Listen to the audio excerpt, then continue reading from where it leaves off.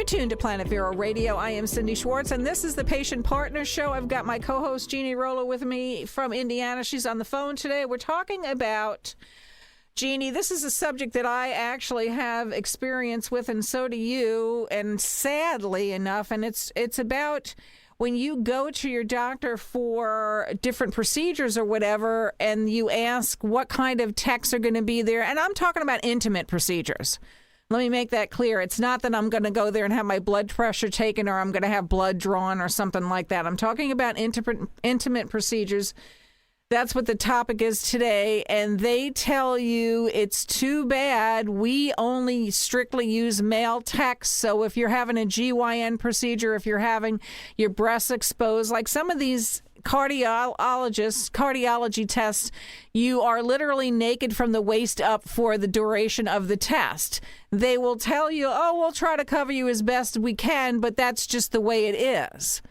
So female patients going to these doctors are forced, for lack of a better word, into having a male tech perform these procedures. And there's no ifs, ands, or buts about it. That's the way we do it in our office, and there isn't anything wrong with it. You as the patient, have some kind of problem. What's wrong with you? I mean, have you ever heard that, Jeannie? Oh, for sure. It's always the patient's fault. But I wanted to pop in there and say that those medical providers who say that are wrong, because you do not have to be naked from the waist up to have an EKG stress test or any of those tests done. You do not have to be. That's wrong. They do that for their convenience, not for your convenience. It is all for them. So the ones who do that are telling you straight up they don't care about you as a person. And so what about an echocardiogram? Because that's one that was brought up in the specific conversation that I had, and they said, well, an echocardiogram, yes, you are very exposed, but you're saying, we're not medical people, but we've gone to these tests and we have to ask the questions. And we have talked on other podcasts. I know this one specific one, I want to say it was here in Florida. She went into the test. It was strictly a male tech, and it was like, it was his jollies to watch her disrobe, unrobe from the waist up, and he just left her like that. Well, and first of all, medical providers should never be in the room while you're undressing or redressing. Right. That is sexual in nature. They should never be in there. So unless they are the kind who need to address whether or not you are capable of undressing yourself or dressing yourself, which these tests, that's not what they are. And that is not true. My husband is a heart patient now, and he does not remove his shirt for any of those heart tests at all. So in other words, go ahead. Yeah, he will not remove his shirt. He wants to have control over his body, and there is no problem. They have no problem. They just said, you may get some of the gel on it. If that's okay with you, that's okay with us. Okay, so the results of the test aren't skewed in any manner whatsoever with him keeping his shirt on? No, as long as you do not, for women, if you do not have an underwire metal or any metal on your body, your bra, it's fine. So if you know you're going to have these tests, you can wear a sports bra, you can wear a front closure bra, just make sure there's no metal on it, and you're fine. And why do you think that we don't know about any of this stuff? I mean, have you been told this, or have you pressed the issue to see if this can be done reasonably?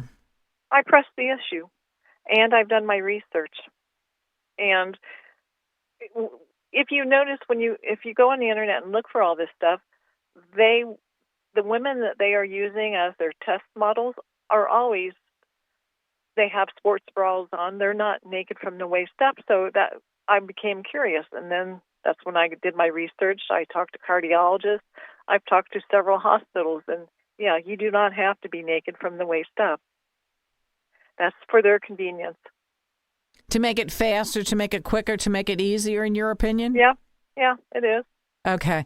So what do you think people should do? I mean, I know what I did in the instance that I was told that. I told I didn't talk with the doctor, but I told with the doctor's staff that in my opinion, I wasn't going to receive the good care that I thought I should have as the patient at that cardiologist's office. And I said I would go to a doctor instead that was going to, treat me with respect as the patient having that test. I didn't feel like I was being respected as a patient in that particular cardiologist's office, and so I went somewhere else.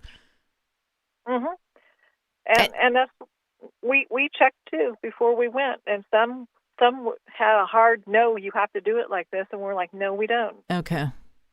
So yeah, I mean, there are some that, quite frankly, they don't care about you as a person.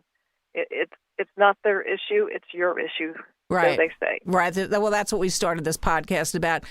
That's the feeling that I got with some of the people that I talk with. I mean, ones that are reasonable will try to work around you. And another question, too, that I asked was, can I schedule this specific test at another facility and have the results sent to your office? And they said, absolutely not. You either use the mail text that we have and you'll be naked from the waist up, or, that's the way we do it. There is no or. That's just the way we do it. So is it a money issue too? Why couldn't you go to another testing facility that certainly has valid results because people are using it from other doctors? Why isn't that feasible? But they said that it isn't. So, I'm talking about a thing that actually happened to me. It's happened to you. I mean, we've had so many people on different podcasts and whatever saying the different things that this happened with them. So it's not just you and I that it happens to. This is nationwide. It's worldwide, actually. If you're on Twitter and you read some of the things that have happened in other countries, just unbelievable. That the patients have gone, the care in a lot of instances, by the wayside. It is not about the patient any longer. No, it's not. I think there's two things. It is about the money, but it's also about the power and control. They do not want patients telling them how they're going to get the medical treatment delivered. Doctors, for the most part, do not like patients saying, "Hey, I want to be in control of what happens to me." That's a big thing. It is a big thing too. Yeah. You're right about that.